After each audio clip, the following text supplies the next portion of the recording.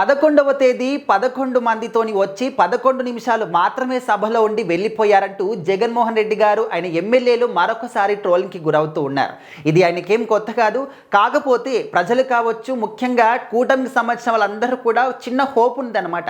ఎందుకంటే జగన్మోహన్ రెడ్డి గారు సభకి వస్తున్నారు, ఆయన ఎమ్మెల్యేలతో పాటు వస్తున్నారు అంటే ఖచ్చితంగా ఓకే, ఇన్ని రోజుల పాటు ఏదో వచ్చాడు, అల్లరి చేశారు, వెళ్ళిపోయారు. కానీ ఇంకా ఇప్పటికైనా తెలుసుకున్నాడేమో. కనీసం చాలా సందర్భాల్లో చెప్పారు కదా, మీడియా ముందుకు వచ్చేసి మేము ప్రజల కోసం మాట్లాడతాము, ప్రజల గొంతుని మా గొంతుగా చేసి వినిపిస్తాము, ప్రజల సమస్యల్ని వినిపిస్తామని చెప్పేసి చెప్పారు కదా.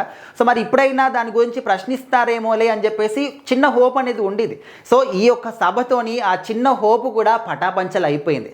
అంటే నార్మల్గానే కొంతమంది హోప్ పెట్టుకున్నారు, అందరూ కూడా కాదు. అందరికీ ముందుగానే అర్థమైపోయింది, అరే వీళ్ళు సభకి వస్తున్నారు అంటే ఏదో ఒక రచ్చని మాత్రం తలపైన పెట్టుకొని వస్తారు, ఇంకా ప్రసంగం ఎవరైనా స్టార్ట్ చేసిన వెంబటి ఆ ఒక పటాపంచలు చేసేస్తారు ఆ కుండని అని చెప్పేసి. సో అది ఎగ్జాక్ట్లీ అదే జరిగిందనమాట. ఉన్నటువంటి ఆ 11 నిమిషాలు కూడా ఏదో సైలెంట్గా ఉండి గవర్నర్ గారి ప్రసంగం విన్నారంటే అది కూడా లేదు. కనీసం గవర్నర్ గారికి కూడా ఆయన స్పీచ్కి కూడా గౌరవం ఇవ్వకుండా ఉన్నటువంటి ఆ 11 నిమిషాలు కూడా రచ్చరచ్చ చేస్తూ గోలగోల చేస్తూ, అది కూడా ప్రజల కోసము, వాళ్ళ సమస్యల గురించి కాదు, రాష్ట్రం గురించి కూడా కాదు, వాళ్లకు ప్రతిపక్ష హోదా కావాలి అని ఒక చిన్న పాయింట్తోని మాత్రమే చేశారు. సో మరి ప్రజల్లో కూడా ఆల్రెడీ ఒక చైతన్యం కూడా ఉంది, వాళ్ళు కూడా అన్ని చూస్తున్నారు, తెలుసుకుంటున్నారు. కాబట్టి ఈ మాత్రం దానికి అక్కడికే రావడం ఎందుకు?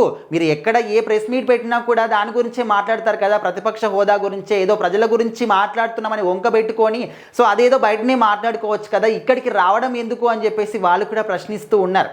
సో ఇలాంటి ధోరణి అంటే ఉంటుంది అని చెప్పేసి ముందుగానే తెలుసు, అయినప్పటికీ కూడా ఒక చిన్న హోప్ అనమాట. కానీ ఆ హోప్ని కూడా వదిలేసుకున్నారు. సో బయట ఎక్కడ ఏ ప్రెస్ మీట్లో మాట్లాడినా కూడా నేను ప్రజల కోసం మాట్లాడతానని చెప్పేసి ఎన్నో గొప్ప గొప్ప మాటలు చెప్పినటువంటి వ్యక్తి ఇప్పుడు ఏమైంది?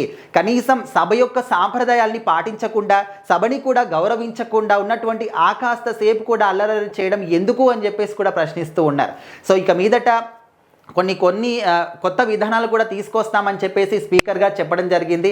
అండ్ ఇప్పటివరకు అయితే ఏదో బయట నుంచి మేము వచ్చాము అని చెప్పేసి అటెండెన్స్ వేసుకొని రిజిస్టర్లో సైన్ చేసి వెళ్ళిపోవడం కాదు, ఇక మీదట సభా ప్రాంగణంలోకి అడుగుపెట్టి ఎవరి సీట్లలో వాళ్ళు కూర్చున్న తర్వాత ఏఐ ఆధారిత ఉన్నటువంటి ఒక కెమెరా మీ ఫేస్ని రికగ్నైజ్ చేసి అప్పుడు అటెండెన్స్ వేస్తుంది అనే విధంగా కూడా ఒక కొత్త విధానాన్ని తీసుకొస్తామని చెప్పేసి చెప్పారు. సో ఖచ్చితంగా ఇది గొప్ప ఇనిషియేటివ్. ఓన్లీ వైసీపీ వాళ్ళకని కాదు, అందరి ఎమ్మెల్యేలకు కూడా ఇది వర్తిస్తుందన్నమాట.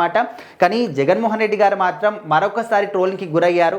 ఈ విధంగా రావడం ఎందుకు, ట్రోలింగ్కి గురి కావడం ఎందుకు? వచ్చినప్పుడు ప్రజల కోసం ప్రశ్నిస్తే, ప్రతిపక్ష హోదా ఉంటానే ప్రశ్నిస్తాను అంటే అది ఒక నాయకుడి లక్షణం అస్సలు కాదు.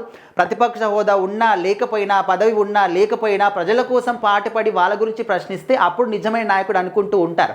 మిమ్మల్ని మీ మీద ఎంతో కొంత నమ్మకం ఉంది కాబట్టి ఆ 11 మంది అయినా కూడా ప్రజలు గెలిపించుకున్నారు. కనీసం మిమ్మల్ని గెలిపించుకున్నటువంటి ఆ ప్రజల నమ్మకాన్ని కూడా నిలబెట్టుకోకుండా ఈ విధంగా చేయడం సరైన పద్ధతి కాదు అంటూ వాళ్ళ పార్టీకి చెందిన వాళ్ళు కూడా అంటూ ఉన్నారు.